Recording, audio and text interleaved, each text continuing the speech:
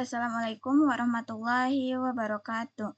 Perkenalkan, nama saya Alia Nabila dari Tadris Matematika 23A dengan NIM 2314040002. Di sini saya akan membuat video pembelajaran tentang matematika diskrit yang dengan dosen pengampu yaitu Bu Nita Putri Utami sebagai bentuk UAS pada mata kuliah ini. Materi yang akan saya presentasikan yaitu yang pertama rangkaian logika, yang kedua konsep dasar graf, dan yang ketiga derajat titik. Yang pertama kita akan bahas tentang rangkaian logika. Rangkaian logika itu adalah suatu sistem yang tersusun dari elemen-elemen logika untuk mengolah masukan berupa nilai diskrit dan menghasilkan keluaran berdasarkan aturan logika boolean. Rangkaian logika digunakan untuk memodelkan proses pengambilan keputusan sederhana yang berbasis kondisi benar atau salah dan banyak diterapkan dalam model sistem digital dan komputasi. Jadi ini adalah lanjutan dari aljabar boolean juga. Baik, variabel dan nilai boolean. Variabel boolean adalah variabel yang hanya dapat memiliki dua kemungkinan nilai, yaitu 0 dan 1. Nilai-nilai disebut sebagai nilai boolean dan bersifat diskrit. 1 itu nilainya benar atau true, nanti skalarnya aktif atau on. Dan untuk 0 itu salah, skalarnya tidak akan aktif atau off. Variabel boolean digunakan untuk memodelkan pernyataan logika, kondisi, atau keadaan suatu sistem yang bersifat biner. Variabel-variabel ini biasanya dinotasikan dengan huruf seperti X, Y, Z, dan lainnya. Dalam aljabar boolean, X absen menyatakan negasi atau komplement dari variabel boolean X. Jika X bernilai 1, maka X absennya bernilai 0, dan sebaliknya. Jika X bernilai 0, maka X absennya bernilai 1. Oke, baik. Operator logika dasar yang pertama yaitu ada N, bernilai 1 jika semua variabelnya bernilai 1. Jika X-nya 0, Y-nya 0, maka X kali Y-nya 0. Jika X-nya 0, Y1, X kali Y-nya 0. Jika X1, Y-nya 0, X kali Y tetap 0. Tapi jika X1, Y1, X kali Y-nya 1. Untuk OR, bernilai 1 jika minimal satu variabel bernilai 1. Jika X-nya 0, Y-nya 0, maka X tambah Y itu 0.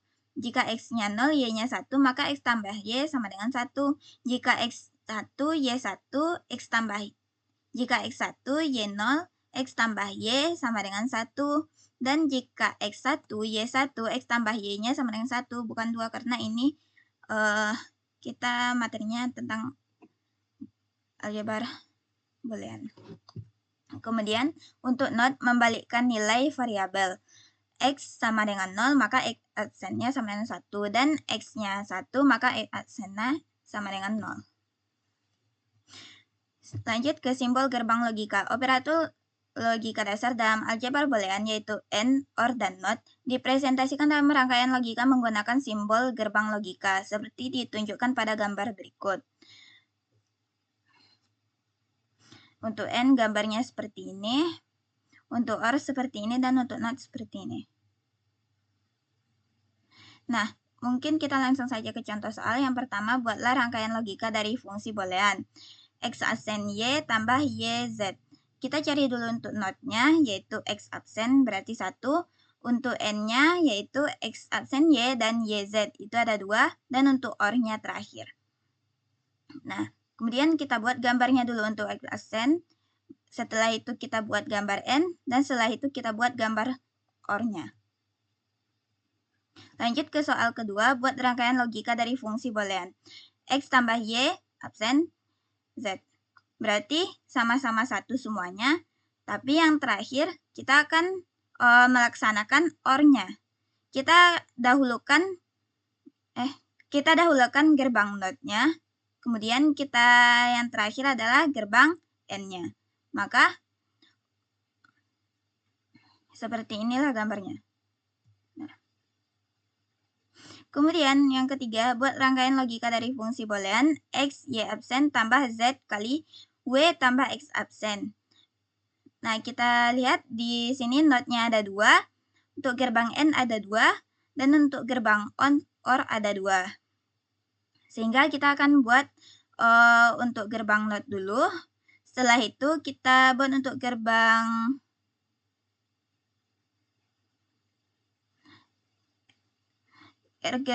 N untuk ini, dan gerbang N dan gerbang OR. Kemudian terakhir yaitu adalah gerbang OR. Nah, untuk selanjutnya kita membuat persamaan dari gambar. Kita lihat notnya ada 3. Kemudian ini ada gerbang OR. Dan untuk X dan Y juga ada gerbang OR. Berarti W absen, X absen, X absen tambah W absen, dan Y absen tambah Z. Nah, lalu dikalikan ketiganya. Kalikan X kali Y absen tambah Z kali X absen tambah W absen. Selanjutnya diberikan gambar rangkaian logika. Tuliskan fungsi boolean fx, w, x, y, z. Nah, untuk gambarnya seperti ini. Maka, kita lihat di sini gerbang notnya ada 3, yaitu W absen, X absen, dan Y absen. Kemudian untuk OR-nya ada 3 juga. W absen tambah Z, X absen tambah Y, dan Y absen tambah X. Kemudian untuk OR-nya, untuk N-nya ada 1, yaitu perkalian dari ketiga gerbang N ini. Pertemuan dari ketiga gerbang N ini. Lanjut, kita masuk ke konsep dasar graf. Yang pertama, saya akan jelaskan dulu sejarah graf, mungkin singkat saja. Teori graf pertama kali diperkenalkan pada tahun 1736 oleh Leonhard Euler. Lahir dari penyelesaian masalah jembatan Königsberg yang berkaitan dengan lintasan melalui seluruh jembatan tanpa pengulangan. Euler memodelkan daratan sebagai simpul yang disebut dengan vertex dan jembatan sebagai sisi yang disebut juga dengan edge. Pendekatan abstrak tersebut menandai awal berkembangnya teori graf. Teori graf kemudian menjadi bagian dari matematika diskrit. Dan saat ini graf digunakan secara luas dalam berbagai bidang ilmu dan aplikasi yang nyata. Lanjut, kita masuk ke definisi graf. Graf merupakan salah satu konsep dasar dalam matematika diskrit yang digunakan untuk merepresentasikan hubungan atau keterkaitan antara jumlah objek. Graf didefinisikan sebagai pasangan G sama dengan V, E. V itu adalah himpunan tidak kosong yang berisi simpul, disebut vertex atau node. V itu terdiri dari V1, V2, V3, dan seterusnya. Dan E adalah himpunan atau himpunan sisi atau disebut juga dengan edge yang menghubungkan pasangan simpul dalam V. E itu ada E1, E2, dan sampai seterusnya, sampai En. Nah, kita bisa lihat pada gambar ini, untuk V itu adalah simpul, yaitu himpunan tidak kosong, yaitu yang ini, yang bulat-bulat ini, A, B, C, D, dan E. Dan untuk sisi, kita memperhatikan ini, E1, E2, E3, E3, E4, dan ini harusnya E5. Jadi setelah itu kita buat bentuknya seperti V, dari awal ke ujungnya gitu. A, B, C, E, B, E, B, C, dan C, D. Lanjut ke jenis-jenis graf. Berdasarkan keterhubungan ada 2, yaitu graf terhubung dan graf tidak terhubung. Untuk graf terhubung itu adalah graf yang setiap pasangan simpulnya memiliki lintasan yang menghubungkan keduanya. Setiap simpul memiliki sisi. Nah, dan untuk graf tidak terhubung, graf ini adalah graf yang terdiri atas dua atau lebih komponen terhubung yang saling terpisah. Sebenarnya ini terhubung, tapi tidak ada garisnya, jadi disebut dengan tidak terhubung. Baik, berdasarkan arah sisi ada dua, yaitu graf berarah atau disebut dengan directed graph dan graf tidak berarah undirected graph. Untuk graf berarah adalah graf yang setiap sisinya memiliki arah tertentu, sehingga hubungan antar simpul dinyatakan sebagai pasangan terurut, yaitu U, V, dan digunakan dalam diagram alir, relasi prasyarat, jaringan lalu lintas satu arah, dan struktur dependensi dalam pemrograman. Nah, jadi kalau dalam graf berarah itu kita bisa lihat nanti ada tanda panahnya, inilah yang jadi penanda bahwa ini adalah graf berarah. Dan kemudian untuk graf tidak berarah adalah graf yang sisinya tidak memiliki arah. Hubungan antar simpul bersifat timbal balik. Jika simpul U berhubung dengan simpul V, maka hubungan tersebut berlaku dua arah. Contohnya seperti jaringan pertemanan atau hubungan kerjasama. Jadi, jika graf tidak berarah, maka tandanya itu tidak ada tanda panahnya, sehingga bisa kita sebut dengan graf tidak berarah. Berdasarkan bobot, ada yang graf berbobot dan graf tidak berbobot. Graf berbobot itu adalah graf yang setiap sisinya memiliki bobot atau numerik seperti jarak, biaya, waktu, atau kapasitas. Graf berbobot dapat berupa graf berarah berbobot atau graf tak berarah berbobot. Nah, kita sudah ketahui bahwa berarah dan kita tidak berarah tadi. Dan sekarang bagian graf berbobotnya nanti setiap sisinya itu ada bobotnya, misalnya sisi A ke B itu bobotnya 1. Nah, terus untuk sisi AD itu bobotnya 4. Sisi CB bobotnya juga 4. Nah, dan seterusnya. Oke, graf tidak berbobot adalah graf yang semua sisinya dianggap memiliki nilai yang sama. Fokus utama graf ini adalah pada keterhubungan, bukan pada besar kecilnya hubungan itu. Seperti pada gambar yang telah ditunjukkan ini. Kemudian berdasarkan jumlah dan bentuk sisi, ada graf sederhana yaitu disebut dengan simple graph dan graf tidak sederhana unsimple graph. Untuk graf sederhana adalah graf yang memenuhi dua syarat utama. Yang pertama, tidak memiliki sisi ganda dan yang kedua, tidak memiliki sisi gelang. Nah, untuk graf sederhana dapat berupa graf berarah atau tidak berarah dan graf berbobot atau tidak berbobot. Dan seperti inilah bentuk graf sederhana. Ini saya tadi mengambil gambar yang serupa dengan graf yang berarah.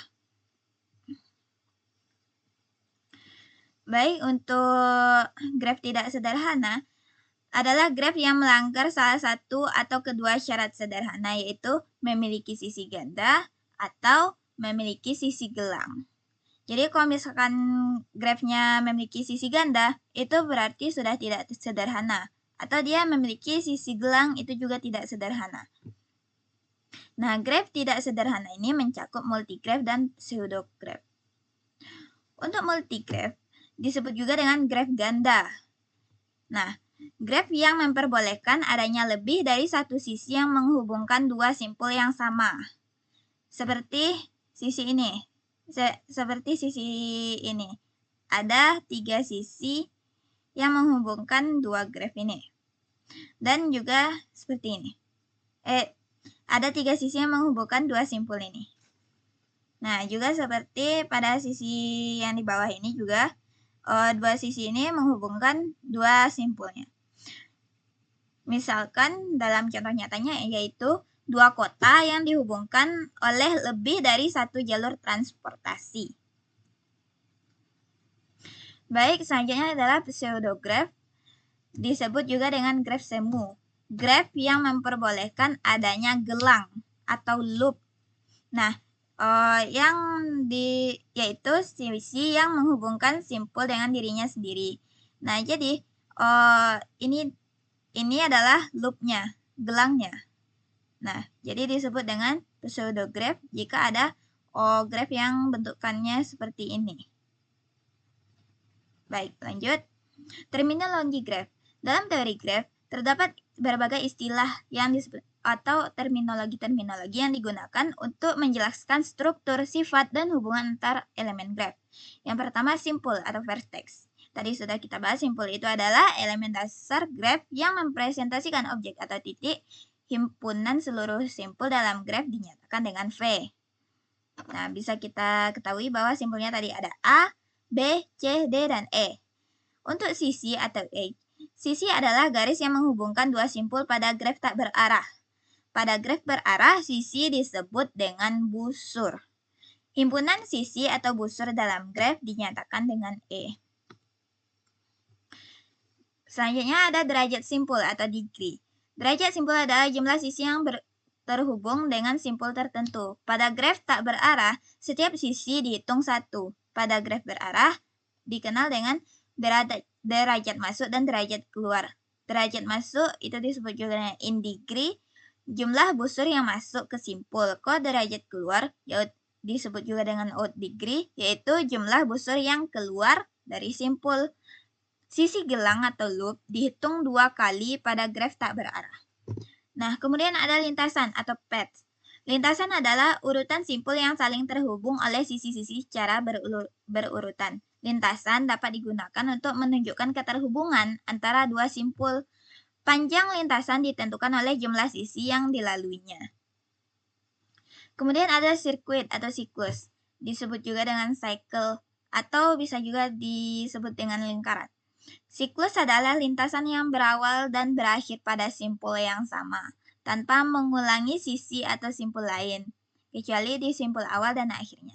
Jika siklus terjadi pada graf berarah, maka arah busur harus konsisten. Nah, kemudian ada subgraf. Subgraf adalah graf yang dibentuk dari sebagian simpul dan atau sebagian sisi dari suatu graf asal. Dengan kata lain, subgraf merupakan bagian dari graf yang lebih besar, tetapi tetap memenuhi definisi graf itu sendiri. Kemudian kita lanjut ke graf sederhana khusus. Graf sederhana khusus ini adalah graf sederhana yang tidak memiliki sisi ganda dan tidak memiliki sisi gelang, yang memiliki pola struktur tertentu. Yang pertama ada graf lengkap. Biasanya dilambangkan dengan KN. Graf lengkap adalah graf sederhana di mana setiap pasangan simpul yang berbeda dihubungkan dengan tepat satu sisi. Jika graf lengkap memiliki n simpul, maka graf tersebut dilambangkan dengan KN. Graf lengkap selalu bersifat sederhana, tidak berarah, dan terhubung. Jumlah sisi pada graf lengkap KN adalah rumusnya yaitu N dalam kurung N kurang 1 per 2. Lanjut, graf sederhana khusus yang kedua ada graf lintasan atau dalam lambangnya adalah PN. Graf lintasan adalah graf sederhana yang simpul-simpulnya tersusun dalam satu urutan linear, di mana setiap simpul kecuali simpul ujung terhubung tepat dengan dua simpul lainnya. Graf lintasan memiliki dua simpul berderajat 1, simpul ujung, dan simpul lainnya berderajat 2. Graf siklus adalah graf sederhana yang dibentuk dengan menghubungkan kedua urutan graf lintasan, sehingga membentuk suatu lingkaran tertutup. Graf siklus ini kita lambangkan dengan Cn. Pada graf siklus, setiap simpul memiliki derajat 2, dan terdapat tepat satu siklus yang mencakup semua simpul. Kemudian yang keempat ada graf bintang, dilambangkan dengan Sn. Graf bintang adalah graf sederhana yang memiliki satu simpul pusat dan terhubung ke semua simpul lainnya. Sedangkan simpul-simpul selain pusat tidak saling terhubung. Graf bintang memiliki satu simpul dengan derajat tinggi, yaitu pusat, dan simpul lainnya berderajat 1. Kemudian yang kelima ada graf roda. Kita lambangkan dengan Wn. Graf roda diperoleh dengan menambahkan satu simpul pusat pada graf siklus, kemudian menghubungkan simpul pusat tersebut ke seluruh simpul pada siklus. Graf roda memiliki satu simpul pusat dan graf siklus sebagai kerangka luarnya. Kemudian ada graf biparit. Graf biparit adalah graf yang himpunan simpulnya dapat dibagi menjadi 2. Himpunan yang saling terpisah, sehingga setiap sisi selalu menghubungkan simpul dari himpunan pertama ke simpul di himpunan kedua. tidak ada sisi yang menghubungkan dua simpul dalam himpunan yang sama. Contohnya itu seperti kita melihat di relasi di fungsi pada diagram fungsi, diagram yang bulat itu. Nah, oke, mungkin lanjut ke graf teratur. Graf teratur atau regular adalah graf yang setiap simpulnya memiliki derajat dan derajat yang sama. Jika setiap simpul memiliki derajat K, maka graf tersebut disebut dengan graf K teratur. Graf teratur dapat berupa graf sederhana maupun tidak sederhana, serta dapat berbentuk berarah atau tak berarah, tergantung sifat graf tersebut. Oke, baik, mungkin kita lanjut ke contoh soal yang pertama. Diketahui sebuah graf dengan 6 simpul dan 9 sisi. Apakah graf tersebut pasti graf lengkap? Jelaskan alasanmu. Tidak, karena graf lengkap dengan 6 simpul seharusnya memiliki 6 dikali 6 kurang 1, kemudian dibagi 2, itu hasilnya 15. Jadi, karena graf pada soal hanya memiliki 9 sisi, maka graf tersebut bukan graf lengkap. Karena harusnya ada 15 sisi. Untuk soal kedua, diketahui graf lengkap K8. Tentukan jumlah simpul graf tersebut. Yang B, tentukan jumlah sisi graf tersebut. K sama dengan 8, berarti N-nya sama dengan 8, berarti itu adalah jumlah simpulnya, yaitu 8. Dan untuk jumlah sisinya, bisa kita cari 8 dikali 8 kurang 1 per 2, yaitu hasilnya 28. Jadi ada 28 sisi. Nah, untuk graf lintas yang soal selanjutnya, yang ketiga, graf lintasan PN memiliki 14 simpul. Tentukan jumlah sisi pada graf tersebut. Yang B, apakah graf tersebut memiliki siklus? Yang pertama kita cari jumlah sisinya. Untuk rumusnya yaitu N kurang 1. Yaitu adalah 14 kurang 1 sama dengan 13 sisi. Dan untuk B, graf tersebut tidak memiliki siklus karena graf lintasan tidak tertutup. Dan contoh soal yang keempat, tentukan banyak simpul dan sisi pada graf di samping. Simpulnya ada A, B, C, D, dan E. Dan sini harusnya ada F. Jadi,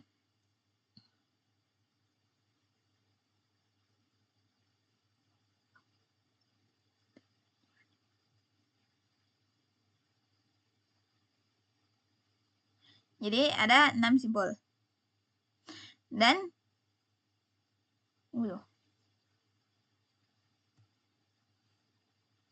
iya. Dan untuk sisi ada A, B, A, C, A, B, A, C, A, D, A, E, B, C, B, D, D, D, C, D, dan C, E, dan E, F. Baik, mungkin lanjut ke soal yang kelima. Termasuk apakah graf pada gambar di samping? Dan ini adalah gambar multigraf.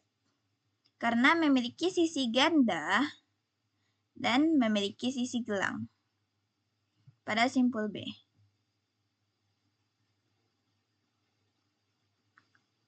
Kemudian kita masuk ke derajat titik. Dalam teori graf, derajat suatu simpul vertex adalah banyaknya sisi X yang berhubungan langsung dengan simpul tersebut. Secara umum, derajat menunjukkan seberapa banyak koneksi yang dimiliki sebuah simpul. Notasi derajat simpul V ditulis sebagai deg V. Catatan penting, loop ini ada sisi yang berawal dan berakhir pada simpul yang sama, itu dihitung 2 kali. Dan simpul tanpa sisi disebut simpul terisolasi dan memiliki derajat 0.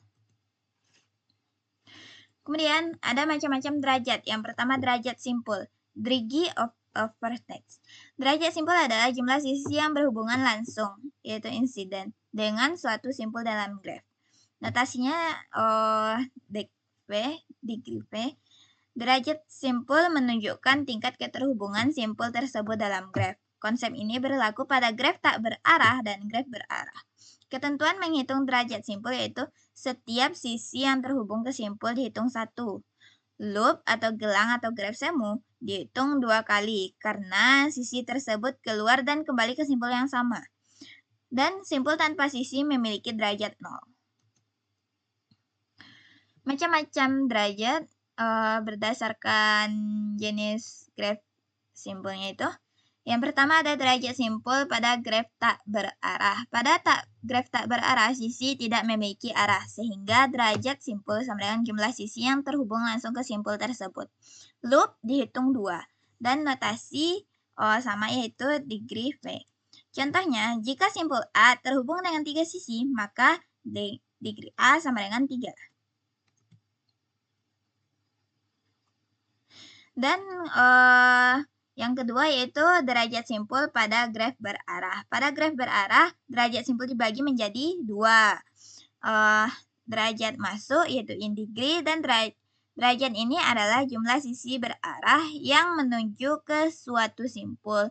Notasinya seperti ini. Dan jika ada 2 panah menuju simpul B, maka derajat masuknya sama dengan 2.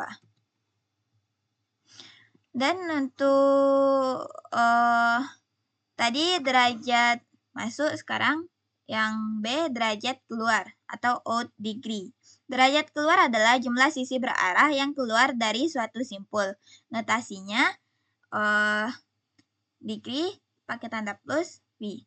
Jika dari simpul C keluar 3 panah, maka degree plus A sama dengan 3. Jadi derajat keluarnya sama dengan 3. Derajat total pada graf berarah yaitu derajat masuk ditambah derajat keluar.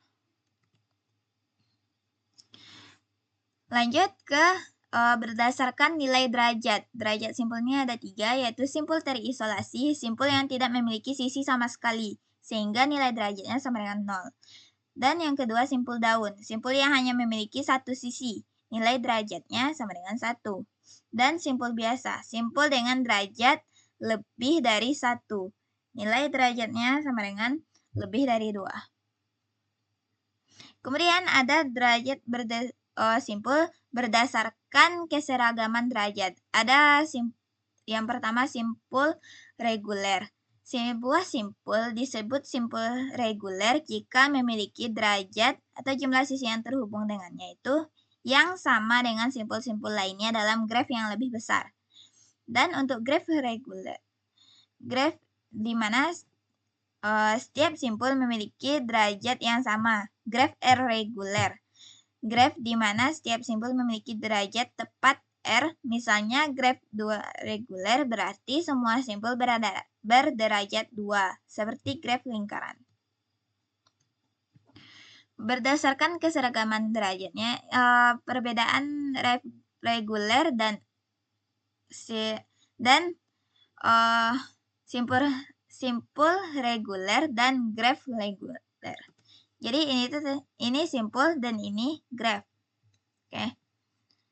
Nah, simpul reguler adalah karakteristik simpul. Semua simpul dalam graf reguler adalah simpul reguler. Graf reguler adalah karakteristik keseluruhan graf yang memenuhi kondisi simpul reguler. Tidak semua simpul reguler berada dalam graf reguler. Oke, baik, mungkin lanjut ke macam-macam derajat tentang derajat maksimum dan derajat minimum. Derajat maksimum dan derajat minimum adalah ukuran yang menunjukkan batas atas dan batas bawah derajat simpul dalam suatu graf. Derajat maksimum yaitu nilai derajat terbesar di antara semua simpul dalam graf. Dilambangkan dengan ini. Dan derajat minimum adalah nilai derajat terkecil di antara semua simpul dalam graf. Nah, contohnya graf dengan derajat simpul 1, 2, 2, 3, 4. Maka untuk derajat maksimumnya yaitu 4 dan derajat minimumnya yaitu 1. Dan untuk sebuah di graf memiliki derajat masuk simpul yaitu 0,123 dan derajat keluar simpul 1,122. Maka untuk derajat masuk ini graf maksimumnya adalah 3 dan graf minimumnya adalah 0. Dan untuk derajat keluar, graf maksimumnya adalah 2 dan graf minimumnya adalah 1. Kita masuk ke lemma jabat tangan. Lemma jabat tangan adalah salah satu teorema dasar dalam teori graf yang menyatakan hubungan antara jumlah derajat, seluruh simpul, dan jumlah sisi dalam satu graf. Nama handshaking atau jabat tangan ini berasal dari analogi berikut. Jika setiap orang berjabat tangan dengan beberapa orang lain, maka jumlah seluruh jabat tangan yang terjadi selalu dapat dihitung dengan cara tertentu. Nah, untuk setiap graf tak berarah berhingga berlaku jumlah dari derajat V sama dengan 2 kali simpulnya. Setiap sisi menghubungkan 2 simpul. Total derajat selalu 2 kali jumlah sisinya. Pada graf berarah, lemma ini dimodifikasi menjadi seperti ini. Jadi, untuk graf derajat masuk dan derajat keluar itu sama dengan sisi. Setiap sisi berarah menyumbang 1 pada derajat keluar simpul asal dan 1 pada derajat masuk simpul tujuan, sehingga hasilnya sama. Nah, untuk lemma ini digunakan untuk memeriksa konsistensi data derajat, yang kedua menentukan jumlah sisi, yang ketiga menganalisis graf Euler dan semi-Euler, dan dasar berbagai teorema lanjutan dalam graf. Kita masuk ke contoh soal yang pertama. Sebuah graf memiliki derajat simpul 0,1, 2, 3, 3, dan 3. Tentukan yang A, tentukan derajat maksimum dan derajat minimum graf tersebut. Yang B, tentukan banyak simpul terisolasi. Yang C, tentukan banyak simpul daun. Dan yang D, apakah graf tersebut graf reguler? Jawabnya yang A, derajat maksimum itu sama dengan 3. Bisa kita lihat di sini, yang besar sama dengan 3 dan yang minimumnya adalah 0. Dan banyak simpul yang terisolasi sama dengan derajat 0, yaitu 1 simpul. Dan banyak simpul daun, yaitu yang derajat 1, ada 1 simpul. Graf tidak reguler, karena derajat maksimum tidak sama dengan derajat minimum.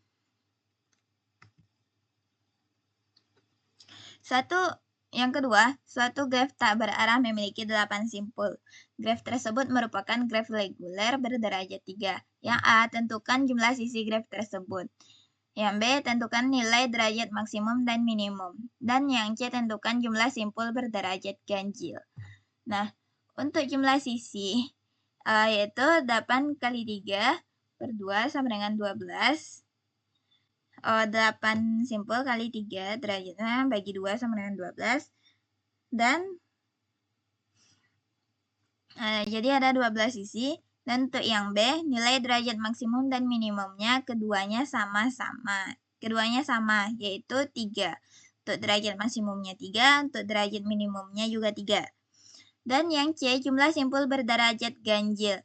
Karena di sini dibilangnya graf reguler berderajat 3, sehingga semua simpulnya berderajat 3, yaitu ganjil. Sehingga jumlah simpul yang berderajat ganjil ini ada 8 simpul. Yang ketiga, suatu graf tak berarah memiliki derajat simpul 2,2,x, 3,3. A, tentukan nilai X agar graf tersebut mungkin terbentuk.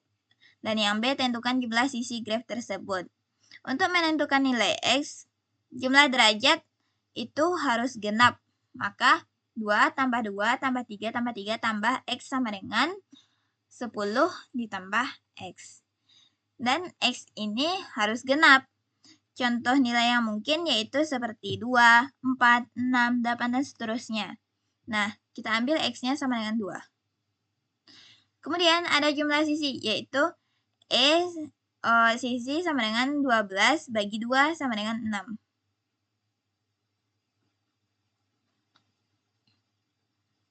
Jika kita ambil X-nya 2, maka 12 bagi 2 sama dengan 6. Jadi, jika untuk sisi 6, maka nilai X-nya itu sama dengan 2. Mungkin langsung ke contoh 4, hitunglah derajat dari setiap simpul pada graf berikut. Jadi, untuk simpul A, derajatnya ada 4. Terhubung ke B, ke C, ke E, dan ke D. Dan untuk B derajatnya ada 3, terhubung ke A, C, E. Dan untuk C derajatnya ada 4, terhubung yaitu ke B, ke A, ke E, dan ke G. Di sini ada G sebenarnya teman-teman, ada titik G. Dan ke F. Ini adalah titik G ya kawan-kawan. Dan untuk D ada 3, terhubung ke A, E, dan G. Untuk E derajat 6 terhubung ke A, B, C, D, F, dan G. Untuk F derajat 3 terhubung ke C, E, dan G. Untuk G derajatnya ada 3 terhubung ke D, E, dan F. Kita jumlahkan semua derajatnya, hasilnya adalah 26. Baik, yang kelima adalah tentukan derajat minimum dan derajat maksimum dari graf berikut. Derajat A, untuk A ada 4, derajatnya ada 4, terhubung ke B1, C, B2, dan D. B1 yaitu yang di atas ini, dan B2 yang di atas ini. Untuk B1, derajatnya ada 3, yaitu terhubung ke A, C, dan B2. Untuk B2, atau yang di tengah itu, derajatnya ada 6, terhubung ke A, B1, C, D, E, dan F. Kemudian untuk C, derajatnya ada 5, terhubung ke A, B1, B2, F, dan E. Dan untuk yang D, derajatnya ada 3, terhubung ke A, B2, dan E. Dan untuk yang E, derajatnya ada 4, terhubung ke D, B2, C, dan F. Dan untuk yang terakhir yaitu F, derajatnya ada 3, terhubung ke C, B2, dan E. Derajat semua simpulnya yaitu 4, 3, 6, 5, 3, 4, 3. Sehingga bisa kita lihat di sini derajat minimumnya adalah 3 dan derajat maksimumnya adalah 5. Oke, mungkin sekian yang dapat saya sampaikan. Maaf apabila ada kesalahan dan kekurangan dalam penyampaian saya. Mungkin jika terdapat kekurangan atau kesalahan tersebut bisa dituliskan di kolom komentar agar kita bisa sama-sama belajar untuk menjadi yang lebih baik. Mungkin sekian yang dapat saya sampaikan. Terima kasih telah menonton video ini. Wabillahi taufiq wal hidayah. Wassalamualaikum warahmatullahi wabarakatuh.